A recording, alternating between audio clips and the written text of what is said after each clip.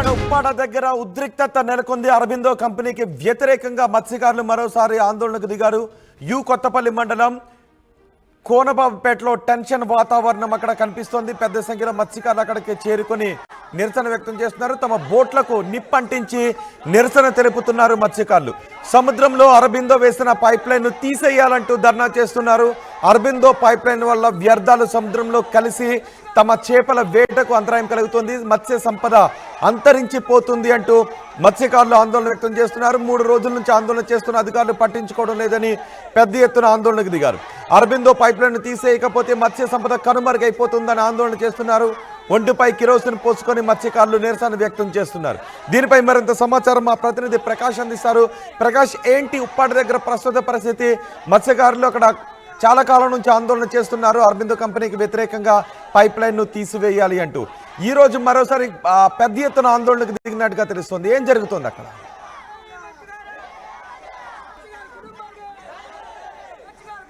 ప్రకాష్, కొత్తపల్లి మండలం ఉప్పాడ సముద్రం కోనపాపేట అయితే ఉందో ఇక మత్స్యకార గ్రామాల్లో ఉన్నటువంటి మత్స్యకారులు గత కొన్ని రోజుల నుంచి 3 రోజులుగా అయితే ఆందోళన బాట చేపట్టారు. అక్కడ మత్స్య సంపద పూర్తిగా దెబ్బతింటున్నాము. అలాగే అక్కడ ఉన్నటువంటి ఫార్మా ప్రైవేట్ కంపెనీ ఏదైతే ఉందో అలాగే ఫార్మా కంపెనీ దానికి సంబంధించినటువంటి ఆ వ్యర్థ పదార్థాలన్నీ కూడా సముద్రంలోకి వదిలేస్తున్న వల్ల పైప్ లైన్ ఏదైతే ఉందో దానికి సంబంధించినటువంటి ఆ పైప్ లైన్ అరవిందో ఫార్మా సంబంధించినటువంటి కంపెనీ ఇటీవల గత కొన్నాళ్ళ నుంచి కూడా అక్కడ పనులు జరుగుతున్నాయి. ఈ నేపథ్యంలో ఆ పైప్ లైన్ వ్యర్థ పదార్థాలను సముద్రంలో దాని ద్వారా రావడం వల్ల సముద్రంలో ఉన్న మత్స్య సంపద అంతా కూడా ఆ దెబ్బతింటుంది, మాకు జీవనోపాధి దెబ్బతింటుంది. అక్కడ ఉన్నటువంటి పైప్ లైన్ వెంటనే తొలగించాలంటూ గత 3 నెలల క్రితం ఆందోళన చేపట్టారు. కలెక్టర్ కావచ్చు, ఉన్నతాధికారులు కూడా దీనిపై ఫిర్యాదు చేశారు. కానీ గత కొన్నాళ్ళ నుంచి దీనిపై చర్యలు తీసుకుంటామని అప్పుడు అధికారులందరూ కూడా మత్స్యకారులకైతే హామీ ఇచ్చారు. కానీ హామీ ఏ విధంగానే నెరవేరకపోవడంతో మళ్ళీ ఈ రోజు గత 3 రోజుల నుంచి కూడా ఈ కోనపేట కావచ్చు, మూలపేట, ఈ యొక్క మత్స్యకారులు ఉప్పాడ సముద్ర తీర ప్రాంతంలో ఉన్న మత్స్యకారులు దాదాపుగా 1000 మంది మత్స్యకారులు రోడ్డు ఎక్కి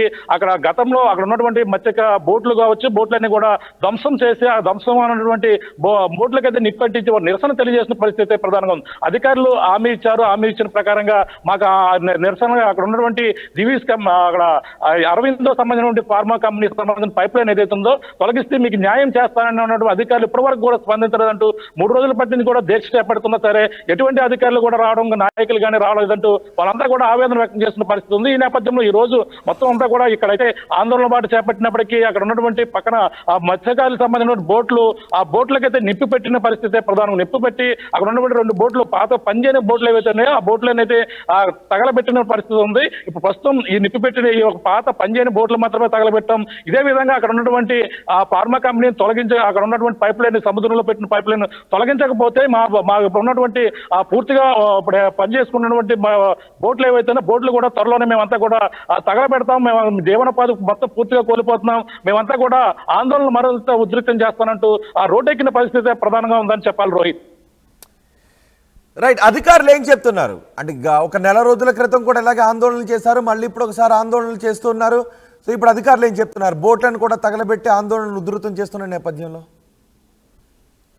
అంటే మత్స్యకారులకి ఏదైతే గత 2 నెలల క్రితం అయితే ఈ కలెక్టరేట్ కూడా విన్నపించుకున్నారు. అక్కడ వంట వార్పు కార్యక్రమం రోడ్డెక్కి ఆ రోడ్డు మీద నిరసన తెలియజేశారు. మత్స్యకారులంతా కూడా ఆ కోనపాపేటలోనే మొత్తం టెంట్లు వేసుకుని నిరసన తెలియజేసినప్పటికీ అక్కడ ఉన్నటువంటి అధికారులు కూడా దృష్టికి వెళ్లాలంటూ కొంతమంది ఆ కలెక్టరేట్కి ఫిర్యాదు చేశారు. ఫిర్యాదు చేసిన నేపథ్యంలో వాళ్ళైతే దీనిపై త్వరలోనే నిర్ణయం తీసుకుంటాం, దానికి ఏదైతే కూడా ఈ ప్రైవేట్ కంపెనీ ఏదైతే ఉందో ఆ ప్రైవేట్ కంపెనీకి అయితే ఈ యొక్క శ్రద్ధ ప్రాంతంలో ఏర్పాటు చేసిన ప్రైవేట్ కంపెనీకి వాళ్ళకైతే మేము చెప్పిన తర్వాత దాని పౌరపర్వాలు ఏ విధంగా ఉన్నాయని కూడా పరిశీలించి అని చెప్పేసి అన్నారు. దీనిపై కూడా జీవిస్ కంపెనీ దీనికి సంబంధించినటువంటి ఫార్మా కంపెనీ ఎవరైతే ఉన్నారో అరవిందో వాళ్ళు కూడా ఒకటే చెప్పుకొస్తున్నారు. ఇక్కడ నుంచి కేవలం మేము కోనపేట వద్ద కావచ్చు ఆ యొక్క ప్రాంతంలో కేవలం సముద్రంలో వాటర్ మాత్రమే తీసుకుంటున్నాం, పైప్ లైన్ ద్వారా వాటర్ తీసుకుంటున్నాం. దీనికి సంబంధించిన అవుట్లెట్ అయితే నక్కపల్లి వద్ద ఉంది. ఇప్పుడు ఉన్నటువంటి ఎటువంటి కార్యకలాపాలు కూడా మేము చేయడం లేదని చెప్పేసి వాళ్ళంతా కూడా చెప్తున్న పరిస్థితి మరో పక్కన కనబడుతుంది. కానీ ఇప్పుడు ఇంకా ఎటువంటి దీనికి అరవిందో సంబంధించినటువంటి ఎటువంటి కార్యకలాపాలు కానీ ఫ్యాక్టరీ కానీ కానీ ఎటువంటి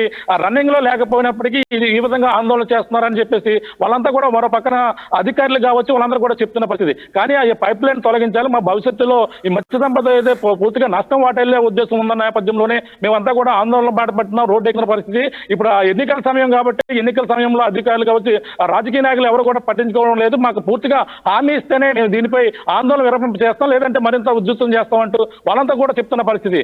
ఈ అరవింద్ మాత్రం ఇటువంటి అంటే అక్కడ రన్నింగ్ లో లేకపోయినా అక్కడ ఏ విధంగా వ్యర్థ పదార్థాలు వస్తున్నాయో రావడం లేదంటూ వాళ్ళు మరో పక్కన వాదన చేస్తున్నారు. కానీ ఈ వివాదం అయితే వాళ్ళైతే మత్స్యకారులంతా ఒకటే కోరుతున్నారు, అయితే దాన్ని తొలగించాలని చెప్తున్న పరిస్థితి ప్రధానంగా ఉంది. రోహిత్.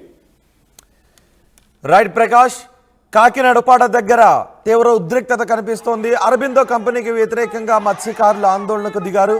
యు కొత్తపల్లి మండలం కొనపాపపేటలో టెన్షన్ వాతావరణం కనిపిస్తోంది. ఆ దృశ్యాలు ఆర్టీవీ స్క్రీన్ పైన చూస్తున్నాం. అరబిందో పైప్ లైన్ తొలగించాలి అంటూ మత్స్యకారులంతా ఆందోళనను ఉధృతం చేస్తున్నారు. సంప్రదాయ మత్స్యకారులు అండి, మాకు జరిగిన అన్యాయం గతం సంవత్సరం కిందకి జరిగిందండి.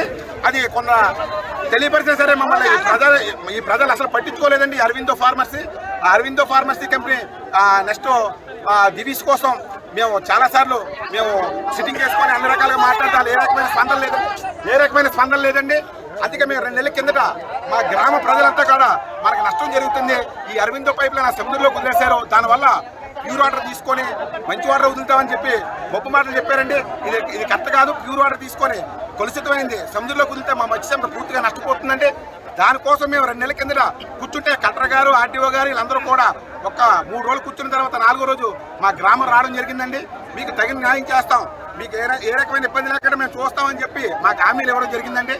కొన్ని డిపార్ట్మెంటు రాజకీయ నాయకులు అంటే ప్రజానికానికి టైంకి ఒకసారి మారుతారు, కానీ డిపార్ట్మెంట్ మారదు కదా అని చెప్పి కలెక్టర్ గారికి, ఆర్టీఓ గారికి, ఎస్పీ గారికి మా గ్రామ పెద్దలు నెక్స్ట్ ప్రజానిక తరపున కూడా వాళ్ళ మాట తీసుకొని వాళ్ళు గౌరవించి వాళ్ళ మాట ఆలకించామండి.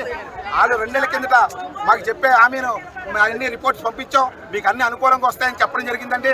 మేము ఒక 20 సార్లు కూడా డిపార్ట్మెంట్ చూడు కలెక్టర్ గారి ద్వారా నెక్స్ట్ ఆర్టీఓ గారి ద్వారా కూడా తెలుసుకొని మీకు అనుకూలంగా ఉన్నాయి, రిపోర్ట్స్ అన్ని అనుకూలంగా ఉన్నాయి, మీకు న్యాయం జరుగుతుందని చెప్పడం జరిగిందండి. మాకు ఈ 2 నెలలు మాకు ఒక 20 సార్లు తెప్పించుకొని మొన్న తుదిసారి ఒక 6 రోజుల కింద వెళ్తే మాకు మళ్ళీ పంపించాలి రిపోర్ట్స్, మళ్ళీ వస్తాయి. ఈ దివిస్తే ఇవన్నీ కూడా మళ్ళీ ఒకసారి పంపించాలి, మీకు వస్తాయని చెప్పి మమ్మల్ని మొదలు పెట్టడం జరిగిందండి. మా ప్రజలు మా మత్స్యకారులు మోసం చేశారండి. మాకు నిజంగా పూర్తి మత్స్య సంపద పోయిందండి. మాకు ఆ పైప్ లైన్ తొలగించాలి. లేని పక్షంలో మాకు నష్టపోయాం, చాలా నష్టపోతున్నాం. మాకు ఈ ప్రభుత్వం ద్వారా కానీ ఈ డిపార్ట్మెంట్ ద్వారా కానీ ఆ కంపెనీ వాళ్ళతో మాట్లాడి మాకు తగిన సహకారం, శాశ్వత పరిష్కారం జరగాలండి. లేని పక్షంలో మేము ఎప్పుడైతే సరే 3 రోజుల ధర్నా కూర్చున్నాం. ఈ 3 రోజుల నుంచి మా దగ్గర డిపార్ట్మెంట్ నుంచి కానీ పోలీస్ వారి నుంచి కానీ రాజకీయ నాయకుల నుంచి కానీ ఎటువంటి స్పందన లేదండి. అందుకే మా ప్రజలు కూడా మన బతుకు తెరిపోయేటప్పుడు ఇంకా మనం బ్రతకడం ఎందుకని ఈ రోడ్డు మీద 4 రోజులు ధర్నా చేశారండి. ఈ రోజు కూడా ఆ బోట్లు కూడా ఇదిగోండి, ఆ బోట్లు కూడా తెచ్చి వల్ల తెచ్చి కూడా ఎటువంటి హామీలు ఎవరో భరోసా ఇవ్వడం లేదండి, ఎవరో కూడా రాలేదండి, మాకు స్పందించలేదండి. మాకు కూడా రాజకీయ నాయకుల తరపున కానీ మాకు నిజంగా తగిన న్యాయం జరిగితే కట్టుగా మా గ్రామం తరపున మేమంతా కలిపి కూడా ఏకపక్షాన్ని వాళ్ళకి మేము కూడా